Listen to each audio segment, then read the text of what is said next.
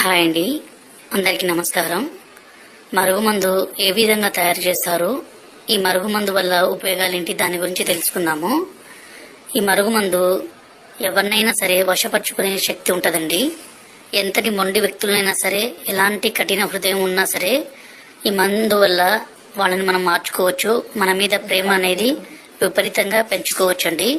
మనల్ని ద్వేషించే వ్యక్తులు కూడా ఈ మందు మనం పెట్టినా చాలండి, వాళ్ళు ఇంకా మనం వద్దంటే కూడా మన వెంటే రావాలి. మనం లేకుంటే ఒక్క నిమిషం కూడా ఉండలేరండి.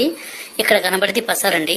దీన్ని మనం బట్టలకి, చెప్పులకి, తలకి పోయడం ద్వారా ఎలాంటి మొండి వ్యక్తులైనా సరే మారిపోతారండి. అలాగే దీని పక్కన పౌడర్ అండి. ఈ పౌడర్ని మనం అన్నంలో కానీ, కర్రీస్లో కానీ, స్వీట్లో కానీ, కూల్ డ్రింక్స్లో కానీ, జ్యూస్లో కానీ కలిపి ఇవ్వచ్చండి.